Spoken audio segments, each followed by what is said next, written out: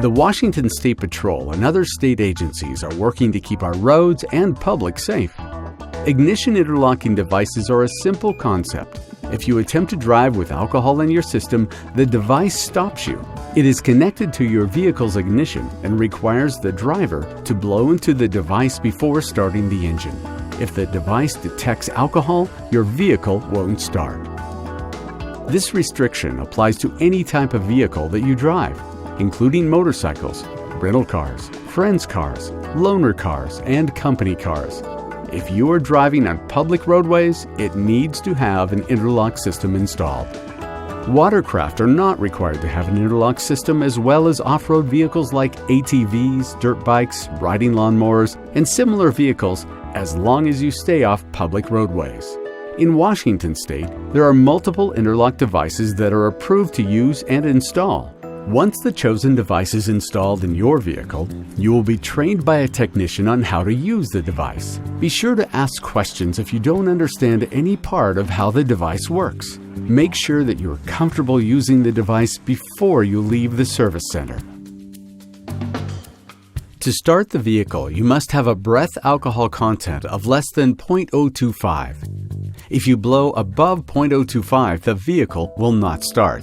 Breath alcohol content is the amount of alcohol found in your deep lung air and is representative of your blood alcohol content.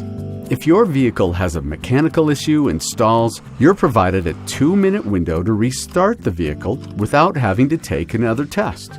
If your vehicle stalls beyond 2 minutes, the device will require a breath sample prior to starting up again.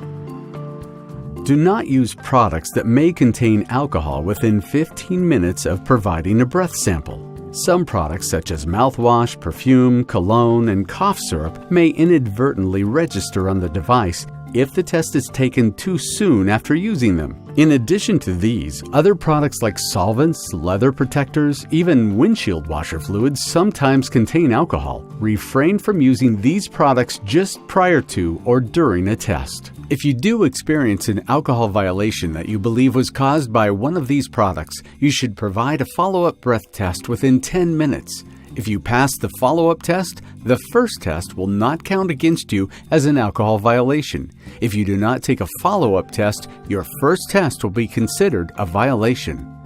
Also, don't have any food products in your mouth when administering the test. We recommend that you wash your mouth out with water prior to all tests.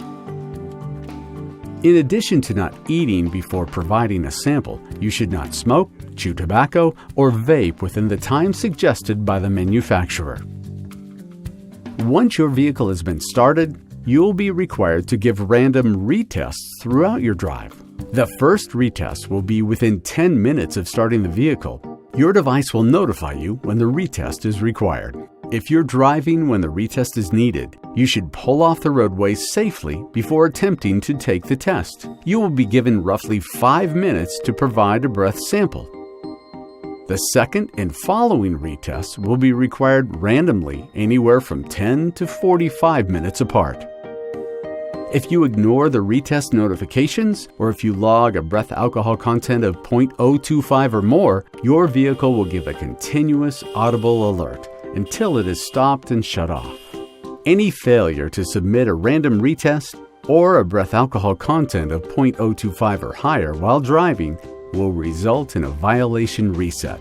This will require you to respond to an Interlock service center within 5 days for servicing and could result in additional fees. After 5 days, if the vehicle has not been serviced, the vehicle enters lockout mode and won't start. Washington state law does not allow a remote code to unlock your device. At that point, your only options require either a mobile service technician to visit your vehicle or to have your vehicle towed to a service center. Also, if a vehicle enters lockout mode, you will be immediately reported by the Interlock company as a non-compliant, and your restriction period may be extended as a result. Don't try to trick the system.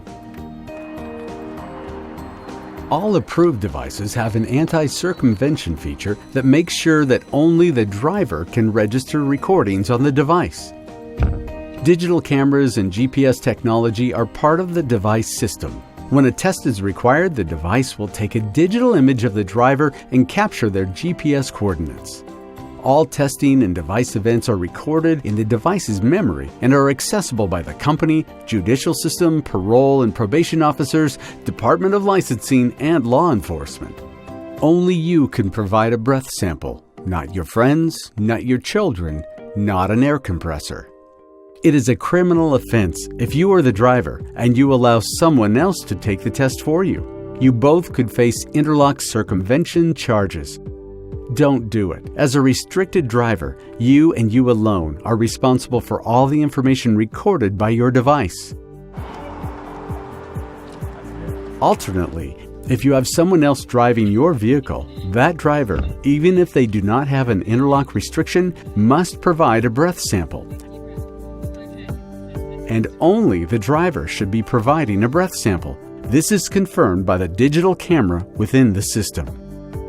Interlock devices in Washington only use fuel cell alcohol detection technology that is specific to alcohol. You can't fool the device. Also, attempts to tamper with the device, digital camera, or any wiring will be reported to the State Patrol. Removal of an ignition interlock device from a vehicle by anyone other than a certified ignition interlock technician will be considered tampering and subject that individual to criminal prosecution. Also, don't use the interlock device as a tool to check your breath alcohol level or that of your friends with no intent to drive. All events are recorded, and this will likely result in a violation with added fees. There are other commercial devices you can buy for this. Don't use your interlock device. Once you finish watching this video, you will be asked to sign a form that becomes part of your file indicating that you understand everything that you learned. Then your interlock restriction is told on a day-to-day basis. This means if you have the device uninstalled for 2 weeks, your restriction will be extended by 2 weeks, in addition to any possible criminal or civil penalties for an early removal. Your interlock restriction will only be lifted if the last 4 months of your restriction period are reviewed and found to be violation-free. Any violations during this time will extend your restriction for an additional 4 months. This will continue indefinitely until you have 4 consecutive months of no violations. There are certain violations that will extend your restriction. You can review a detailed description of these violations on the Washington State Patrol website and from your interlock provider. Remember, to avoid an extended restriction period, do not uninstall the device when your restriction period has ended until you have been given confirmation from the Department of Licensing that your last 4 months were violation-free.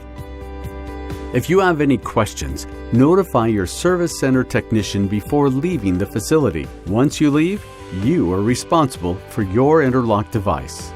All questions regarding your driver's license restriction should be directed to the Department of Licensing. For law regulations or enforcement questions, contact the State Patrol. The State Patrol and others in the judicial system want you to be safe. We want you to complete your restricted time successfully. Remember some basic rules and you'll serve your restriction easily. Don't try to drive with alcohol in your system. Use the device correctly and take your random tests when the device notifies you. Don't try to trick the system. Only you can provide a breath sample. Don't tamper with or remove the device. Attempts to tamper with or circumvent an ignition interlock device will be reported to the State Patrol. Remember, you and you alone are responsible for all the information recorded by your device. You have all the tools to complete your restricted time successfully. There are no excuses for alcohol violations.